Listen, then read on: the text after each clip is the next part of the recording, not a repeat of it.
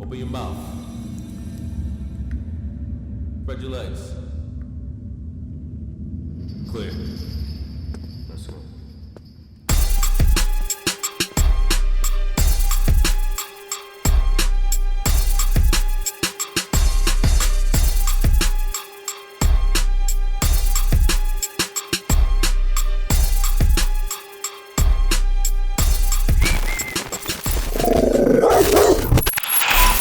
What up, y'all? It's your boy S.H.U. First and foremost, that's Superstar Floss. If you don't know me, you know me now. I mean, follow me on Instagram and all that.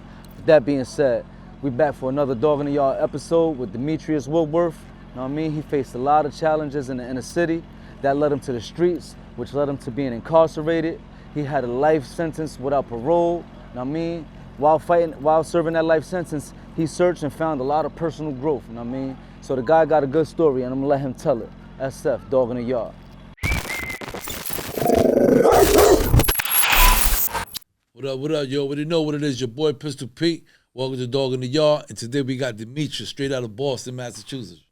Right? Already know Boston, Massachusetts. Yeah, already know what it is. What's up, man? That, man? How you, my brother? I'm feeling good, man. Feeling Appreciate blessed you up. coming, man. Taking that trip out here, man. I Appreciate having you, man. I appreciate you inviting me and giving me the opportunity. It's all love, man. With me, this is like I tell everybody, man.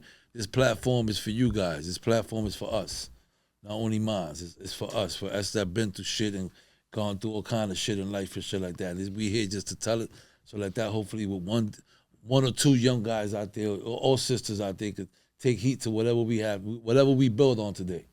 Feel me? And I think that's very important to just be able to have a platform to tell your truth. You know what I'm saying? Because a lot of times we're not able to tell that. You know, they know the bad, but they don't know the success. They don't know you. Out. Yeah.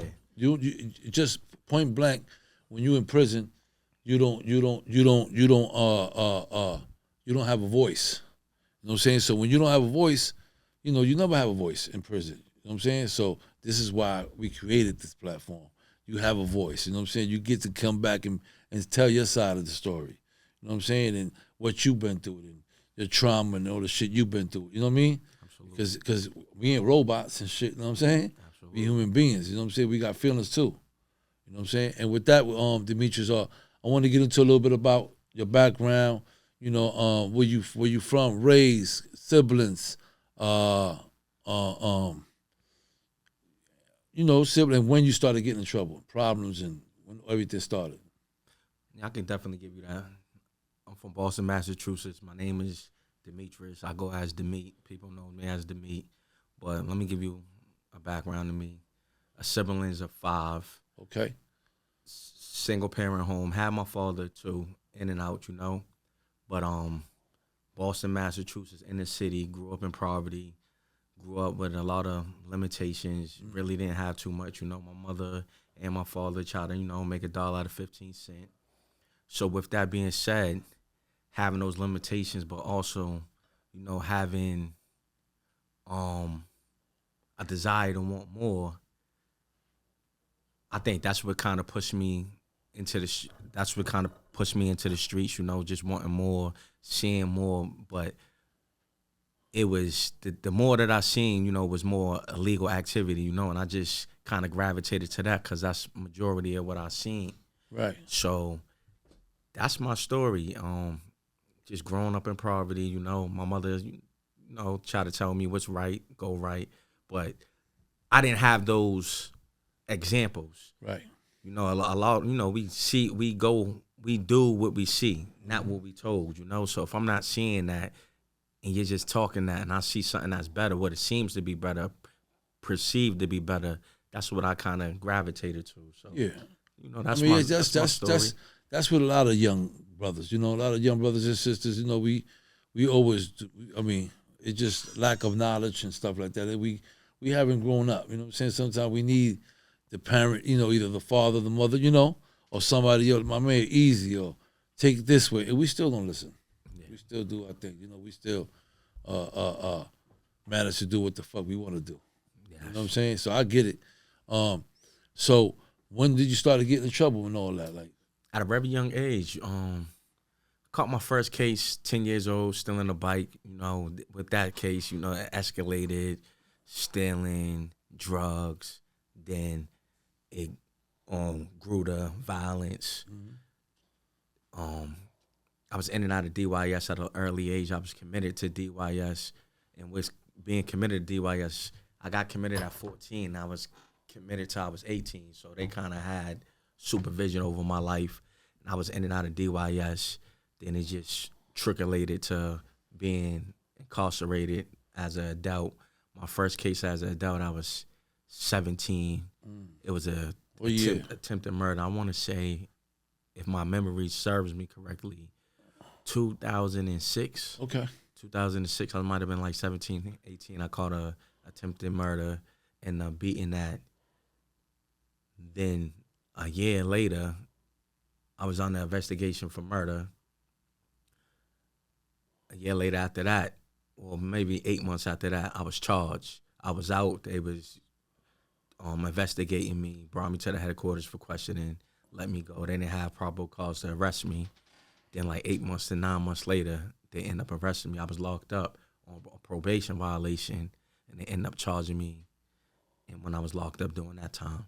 Oh, so they charged you with the murder? With the murder, yeah. While you was on violation? For probation. Yeah, for probation. Yes.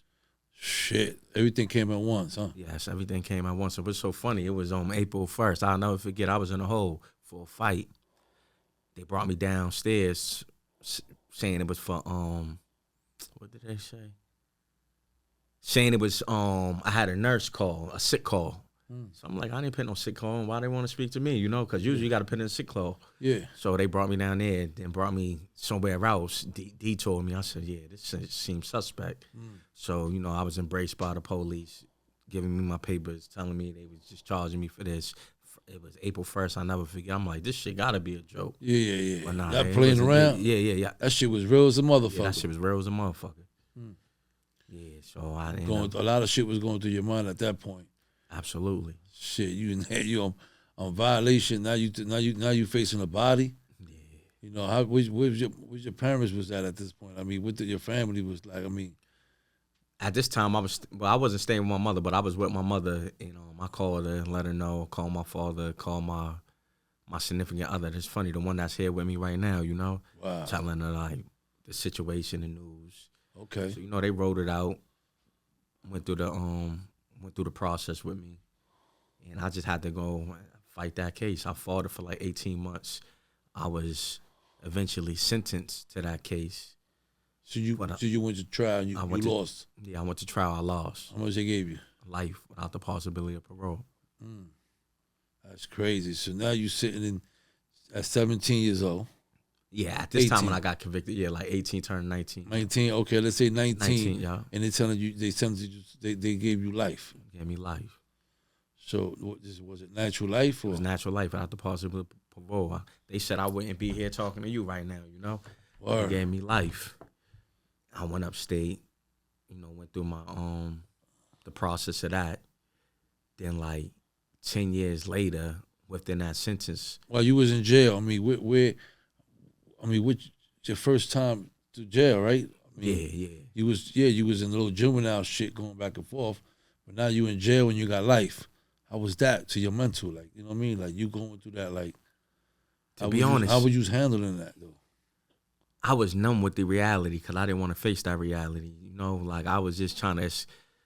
I use familiarity because you know when you go upstate, I've been in and out of DYS. I was in the streets, so you seen a lot of the same people coming up there. So I kind of used that as an escape mechanism to deal with the reality of what I was facing. So a chunk of my time in the beginning, you know, I was bullshitting around, you know, hanging with the fellas, socializing what I knew, you know, not really dealing with the reality of it. Then one day I just had a wake-up call. It was a defining moment of my life. And I said to myself, you say you want to get out. You want to do this, but you ain't doing nothing to get out. None of your actions are align with your belief and your faith for what you want. And right then and there, that's when things begin to change for me. That's when I had that light bulb moment. And I just changed a lot of things. My daily activities, you know, being incarcerated. And I just kind of distanced myself from the people that I was dealing with on a daily basis. Yeah, instead of going to the yard, you was going to the law library? I was going to the law library. I was reading. I was educating myself. I was getting in tune with myself. I was get to learn who you are. Yeah, reflecting, self-reflecting on who I was and the mistakes I made and why I made the mistakes. Right. So you started putting some pills in. I mean, what you putting your pill in? Yeah. I put in my pill day one when I went up there. I got a pill lawyer like a month later, which is Robert Sharp. Shout out to him, man. He's a beast. And he rolled with me the whole way. I had a appeal lawyer. He was a good lawyer, very in tune to my case. But at the same time, I understood that nobody's going to want it more than me. So I went to the law library, got around the legal beagles. I knew the law. I'd been down for years on end, that understood the law and just working on my case, but at the same time working on me. Absolutely. So how long you fought? How long you was in jail for? 15. 15 years. 15, but I flipped my case. I want to say I have 13 and a half to go. I flipped my case. They gave me a new trial. Okay. They granted me a new trial. Then within like the 13-year mark, 13 and a half, they gave me a plea offer for 15. I said, shit, I'm going to take that. That's only 18 more months. Yeah. So Out of here. Yeah. I took that and went back upstate, did the remainder of my time. Then I'm out. They freed me with 2 years probation. And you've been home since? I've been home since. How long you been home? 29 months to be exact. Congratulations, man. Thank you, man. I'm happy you fought. You never gave up. For them young brothers out there that think that they can't give you life, they can give you life. Oh, yeah, it's real. They shut you down. They take everything away. You will never see a piece of ass, pussy in your life. Oh, it's real. I mean, witnesses, forget about me. Let's talk about him. You know what I'm saying? We talking about life. He had to sit there and fight for 13 years and a half before he finally got some granted. What did you beat the appeal? How did I beat the appeal. I got it on a new trial because they inserted evidence in my trial that they wasn't supposed to. So they admitted certain evidence that they wasn't supposed to, and I flipped it on gang evidence because they was trying to make suggestions on the gang evidence rather than letting the judges assume from the evidence. They was adding certain things into the evidence. So I flipped it on that, and they wasn't going to allow that if I went for a new trial. But I said I didn't want to take that risk because I know on the other side how it felt to go to trial and to lose. So you telling me 15, you gave me 15, I don't got 18 more months. I said, you know what?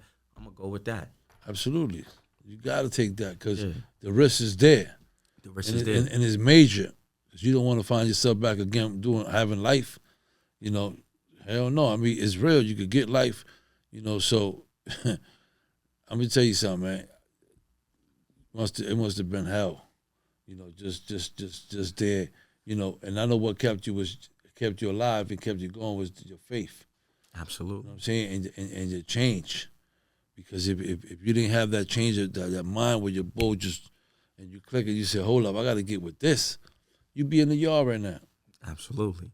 A dog in the yard. You be in the dog in the yard. You be out there kicking your shit, kicking your stories right now. You know what I mean? 17 years later. You know what I'm saying? So you've been home since, you said you was home. How long you been home? I've been home 28 months to be exact. 28 months. What you been doing? Man, I've been doing a lot of things. First of all, I came home with a plan, So what I did was come out here. I came home with a couple of dollars, invest in myself, got into certain mentorships when it came to options trading. Options trading just been, giving me everything that I hoped for. Took that money, allocated in trucking, own a house in Atlanta. Okay. And my wife, So right now, that's what I'm doing right now, doing my trucking thing with Amazon and just day trading.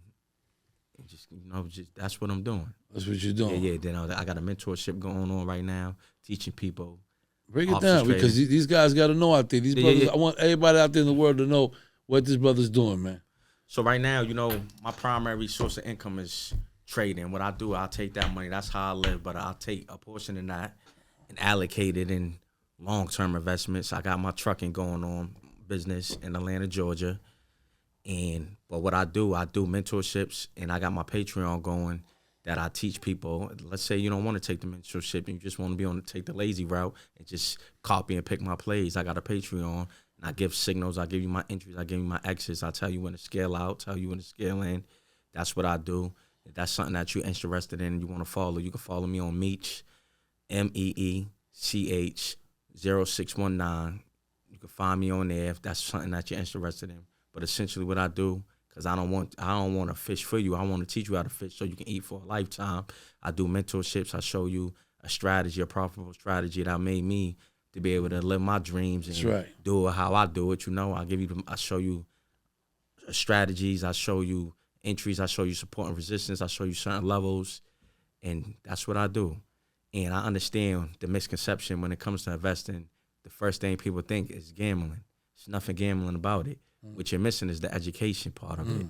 So it's the gap that you're missing. And once you find that somebody that can be able to give you that education in a way that you can understand in the language that resonates with you, you'll get it. I'm no different from you. Absolutely. You know what I'm saying? I'm a high school dropout. I didn't go to school. I wasn't fascinated with school, but I was always fascinated with money. And I knew coming out, I didn't want to do it the legal way no more. You know what I'm saying? Because all I would have did was bring me back to the same situation. That's right. So what I did was self-educating myself, read every book known to man when it came to investing, then transition that education out to the real world, but got beside people that could mentor me, that had the experience, because what I didn't have was the experience. And that's what I'm here to show. That's right. You know, so that's what I'm doing right now. That's what's up, man. That's what's up, man. Shit, you're doing great things, man. I love that. I love it. You said you did your wifey was with you when you had life and all that? It's the same? Yeah, the same one. She wasn't with me the whole time. You know, obviously, you know, we was young. She went off and did her thing, which I commend. I'm glad for that. You know, when I was younger, I used to have a type of resentment. You left me. But as you get mature and you realize, like, damn, would you want her to stay there for a lifetime with you? You know what I'm saying? Yeah, that's selfish. Yeah, that's very selfish. You know what I'm saying? Inconsiderate.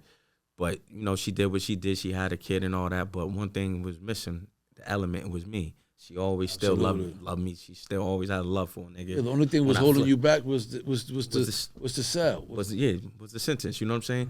And I always say she didn't leave me. She left the time. You know what I'm saying? Because have I been out there, she would have never left me. That's right. It didn't count anyway. Yeah, it didn't. When you in jail, don't count. Nah, this shit don't count. You know what I'm saying? Whatever she did and all that, you had life. Yeah. I mean, you don't know when you was gonna come home. Absolutely. You know what I'm saying? You would have been some selfish shit if it just been like, yo, you gotta stay here with me and drive her nuts and all that. Because a lot of us do. Yeah, a lot of brothers do. They do that. They put the pressure on the girl. Come on, you got to be there every visit, every now and then. Yo, come on. And you already know. They drag that shit. And it really until be she the insecurities realized. in us. Because we know what she could potentially be doing out Absolutely. there. So we trying to, you know, keep her. You try to hold that shit down. Yeah. You try to embrace it, hold it down. Shit that you never done, you try to do. You know what I'm saying? And I'm thinking, you know, the best thing, man, is always you let them go and that's it, man. You know, you put yourself through. Because all the one that's going to suffer is going to be you. Absolutely. You know what I'm saying? The one that's going to be stressed the fuck out in jail in the cell, it'll be you. So the best thing to do sometimes is just to let it go. You know what I'm saying? Because the time is there. Yes. You know what I'm saying? Shit, man. I'm happy that, you know, you're interested, you know, it's an interesting story, man. You know, just to know that you had life and you fought, you know what I'm saying, and got your shit back and got your freedom. And here's the biggest blessing, man. And all the things that you're doing, man, is amazing. You know what I'm saying? I encourage you to keep doing your thing. I mean, you know, if you ever need anything, this is your platform. You can always come through here, you know what I mean? Like, you know, this is here. You promote all your shit here. You know, like I said, we never had a voice. So this is our voice, dog in the yard.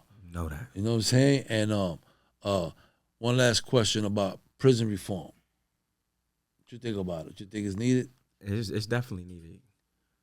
Especially when they giving these harsh sentences out to these juveniles and people at a young age. First of all, we're not the same people, you know. Our brains don't fully develop, and it's scientifically proven until we're 25. So when we make these impulse decisions at an early age, that's right. Break it down, you're not man. really thinking, because a lot of things that I did at that time, I wouldn't even do. Even if you put me in that same situation that will promote me to want to do that, I wouldn't do that because I'm thinking about the things that I'm going to lose. And I feel like the things I'm going to lose is way greater and outweigh Facts. that situation. So by that being said, I think prison reform is very good. I love what people's doing. I see the change. It needs to be more change. It needs to be people spoken to speak up more on it and be on that platform. Look at me now. That's Where what I'm I saying. was at and who I'm not. I'm totally different. I'm successful. I'm getting bread. I'm having my way out here. I'm doing better than dudes that been out here a lifetime. Facts. It's just because my mental's changed. That's right. So I love it. I think it's good. What we also need to implement more is mental health. There you I go. think that's Talk a to me. serious Talk to subject. them. Because We I was go going to through- ask you that next. Oh yeah, man. I went through a lot of traumas at an early age. That's you what know? I'm saying. Like your mental health. You know, yeah. Shit, you need help, man. Yeah, man. Sometimes a lot of us need help, but we just never reach out. Yeah, we need Or help. we man. wasn't, or it's not wasn't cool enough for us. Yeah, and it was plateau, man. Like I mean, not plateau. It was frowned upon, I should say. You know, when you asking for help, it was a sign of weakness coming from the culture we come from. So even in jail, if you wanted to go and talk to a mental health agent, staff about whatever you going through, you would have been looked at as soft. So a lot of people hold things in, and prior to even going in, you already had some shit going on. You know what I'm saying? Yep. So it's like I think that's very important. I think prison reform is important, and I think people need to look at people from a different lens, coming from where we come from. Get to understand rather than judge. Have a preconceived notion of people that's grew up in the inner city. So that's very important, man. It is very important, of course, because you always being judged. Yeah, always. You know what I'm saying? Even to the last fucking, even try to get an apartment and shit. The criminal history, they look back, Yeah, they do. It's crazy. right? It's crazy. Like even coming out here, I got certain limitations. No matter how good you doing or what you got, that's always gonna be a stain on me. Oh, well, you did this and that, and I might not even be that person. But as soon as they Google my name, that's the first thing that pop up. That's you all. know? That's all that matters. That's all that matters. And they just gonna judge you off that. It's a damn fucking shame, It is. and we got to live with that, right? Because we run that shit upon ourselves. We know the world that we living in. You know what I'm saying? And I mean, even though we working on changes, because things is greater than way a long time ago, years ago, it was more complicated. Now at least the people more outspoken now. People is they opening up now.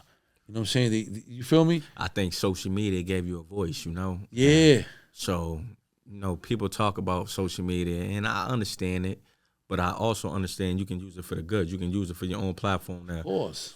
Spread your ideas, to spread your opinions, to spread your thoughts, to spread your mind, So that's why I feel like a lot of things is have more awareness now, because you can tell your truth. You ain't got to silence that no more. Yes, sir. That's right.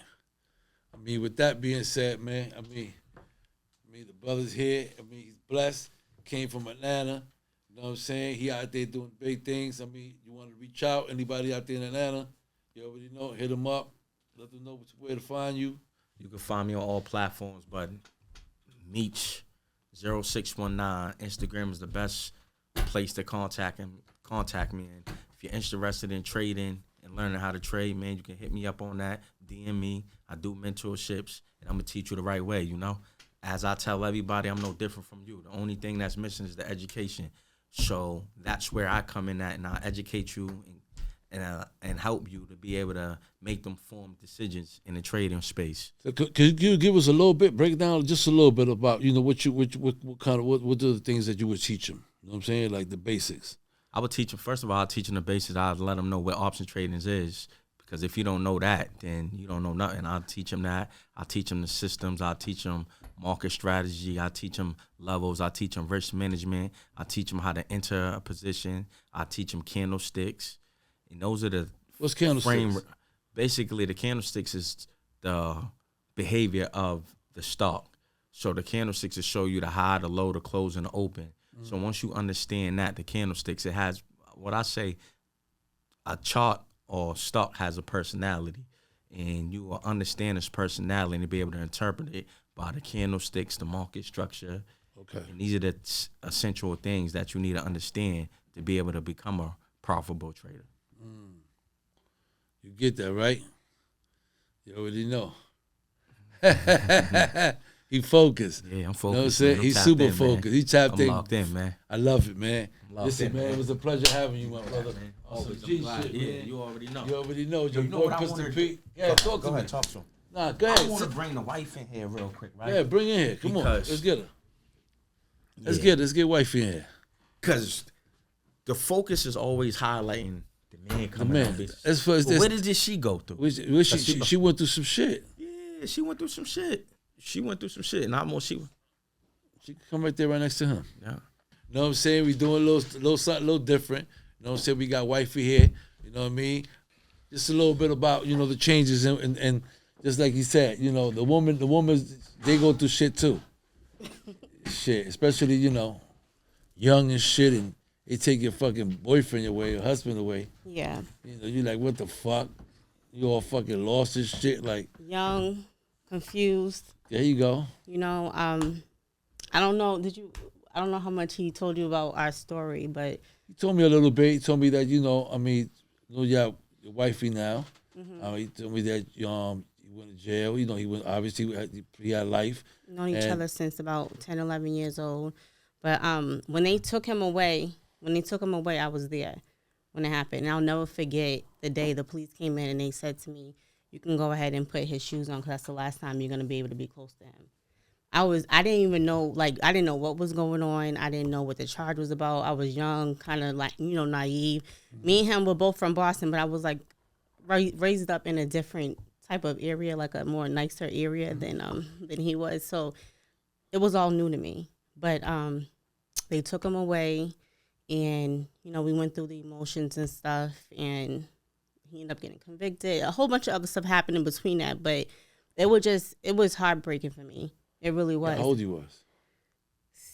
No, I wasn't 16. I'm lying. I was 17, 18. Oh, yeah. I was already going up to jail. I was Okay. 18. I was Okay. 18 years old.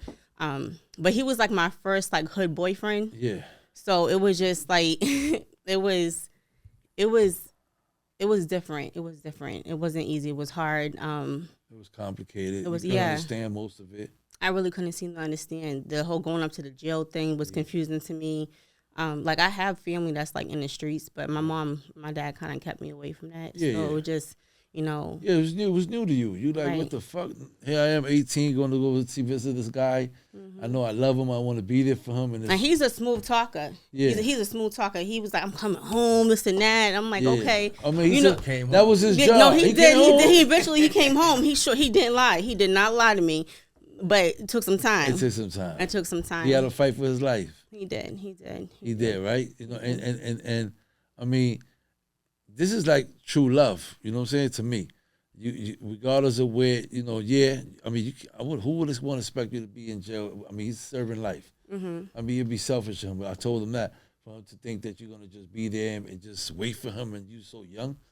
Hell no, you have to move on with your life. So you had a baby. I have a 6-year-old son. Okay, that's a blessing. Yep, That's it right. is. Yep. And the most important thing in life is love. Trust me, as long as I got each other and y'all believe in each other, and I can see it. I mean, y'all here, y'all witness. It's proof. Fuck what anybody else tell you. Yeah. Y'all got back together, y'all, and I made it work, and y'all here. And we made an additional. I got a daughter. I was just about to say that, but I just had a baby. So, oh yeah. shit! Damn, Yeah. congratulations. That's what's up. Legacy. You see what I'm saying? So and it's all gonna get greater, and it is great. It's know what a I'm saying? blessing. It really is a blessing. A lot of people don't really understand. A lot of people close to us. We have people that support our relationship, our marriage, but it was hard with him coming home. People not understanding, we just, as soon as he came home, within 2 months, we got married. It's like everything we wanted to do back then, 15, 16 years ago, we just rushed and did it because it was we felt like it was taken away from us, at a short period Listen, of time. man, it's what you wanted. You know what I'm saying? It's not what anybody else looked at and how everybody looks at it. What? Too quick? Especially family members. They're the first one to be like, what? That boy just came out of jail. We didn't even tell nobody. Yeah, because you know what? I mean, sometimes it's best like that. Yeah. That's okay. As long as y'all know, that's what matters. Right. I know it was complicated for you though. Like 18 years old, you're going to visit him. When you found out that he had life? I think so. I stayed around for about How long was it after you got charged? I'm trying to think. Yeah, I think I stayed around for about a year. But then it was between it was like other drama, you know, with other females and stuff too. It just I wasn't used to all that. So yeah, then we end up finding out other situations, and he ended up having a child. So that was different for me too. So that kind of it made it even more complicated. Yeah, for you. I was confused. I'm like, times ain't adding up. But Right. Yeah. But we were young, and when he got convicted, I think when he went to trial, I wasn't there because all the back and forth drama and stuff. But when I heard, because we shared the same mutual people, like family, friends, whatever. So when I heard that he did get convicted, I was heartbroken. Like I was not right for a long time. My mom used to be like, Fallon, just pray on it. I just couldn't seem to understand life, like somebody that I he was like my protector at such a young age. He showed me things that, I thought I just thought he was the coolest guy ever, so it was just having, you should. having that person, just be, taken away from me like that. It was really hard. Drastic, of course. Yeah. You never got no help for it, I never went to talk to nobody. I didn't know, but now you just held it. Held it in, and now me being the age that I am, and us going through the things that we went through, I currently am actually working on a book called "What About Me," and it's about pretty much women. The woman that men come home to. Right. Everybody was like, oh, how is he doing? He did 10, 15 years. Everyone wants to know how the guy that was locked up did, how they're doing now. But what how's about their attitude? Yeah. How they treat you. Right. But nobody ever asks how is the woman, their partner that they came home to, because we're the ones who have to deal with all the BS that they went through in that prison. You know what I'm saying? Of course. The you going through it too. Exactly. The emotional, the emotional stress, just everything that you guys went through in prison, we have to hold on to it and try to, figure it out with you. And it's not easy just coming home after doing all that time, So I'm coming out with a book, like I said, about that, just speaking what about me. Make sure we get a copy. I will, definitely. Hopefully by December, I think take your time. We be here. We ain't going nowhere. Yeah, but that's I'm really happy. I'm super happy. I see y'all guys got the same watches on. Y'all living life. Yeah, that's what it's about. And we spoke about this when we was 16, 17 years old. It's great, and it's never too late. My mom's always told me, as long as you got life, it's never too late. As long as you stay healthy, it's never too late. What's the saying? They said, if you want to make God laugh, tell him your plan. It's the truth. Because I would never, ever, I knew he was coming home. I felt it in my heart, prayed on it for so many years. But the thought that everything that we used to talk about at a young age, just having the Benz, living, just that fast life, having all that nice stuff. You talking to, yes. So it's just we like that. Right, exactly. We want the Benz, the matching everything. Exactly. We want to get it right, of course. But doing it, yeah, right. Why not? Doing it the right way, having property, doing it the right way. Investing in the right things. Those are the things that we're doing now, and it's really a blessing. I'm so proud of him that he came home and he told me he was going to come home and do something, and he did. That's what's exactly what he did. And that's how he should. He rapped. He did his thing, man. Let me tell you something, man. For him to come home, and after what he went through as a big trauma, him having life, he never gave up and all that, and for you to just be there. And just never left him in your heart. You never left him in your heart. Right. Regardless if you was upset at him, the girls, the this, the that, you always had him in your heart.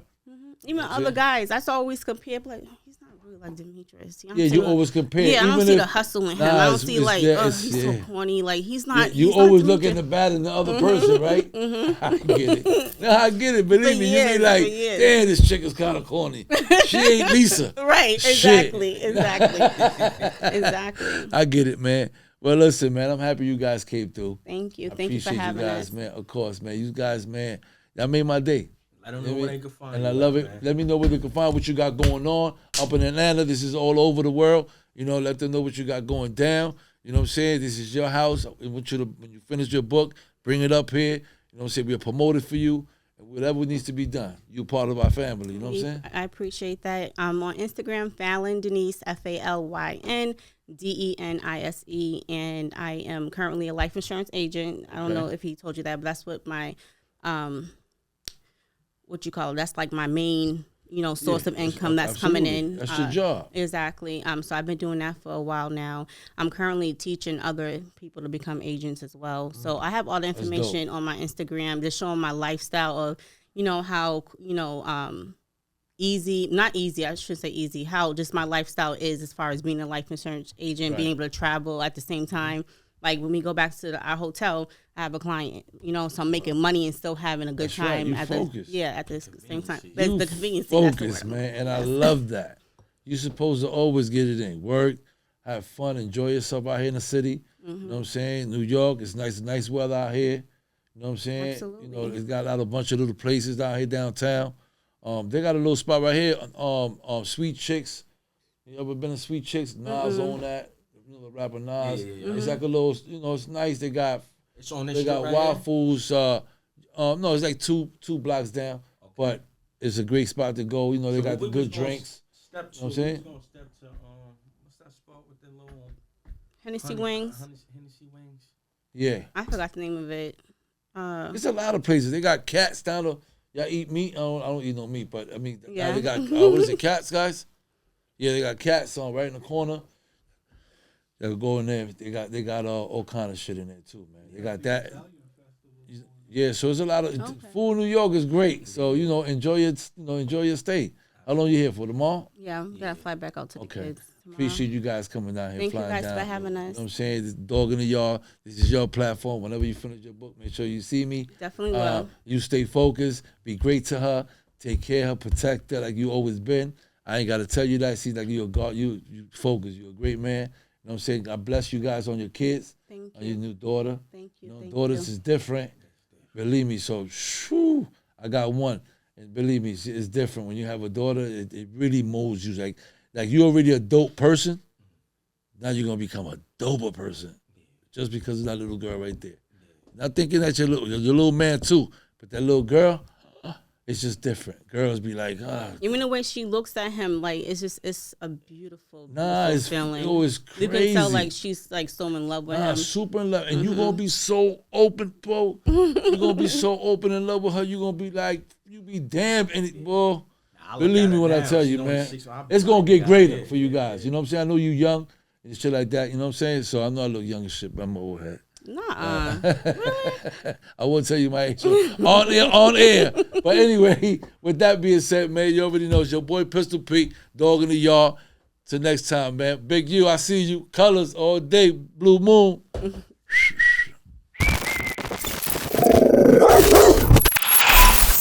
Yes, sir, and we back. And I told y'all, man, fire interview.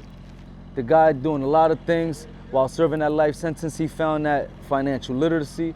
He investing in stocks and bonds and real estate. You know what I'm saying? He got the classes teaching the youth how to do a lot of things. He got his own trucking company. I mean, what else can you do after being incarcerated for a life sentence, man? He's doing great things out here today in the community, and he's helping mold and shape the youth, which is what we want to do. I mean, we want to help the kids, right? So with that being said, man, SF, dog in the yard.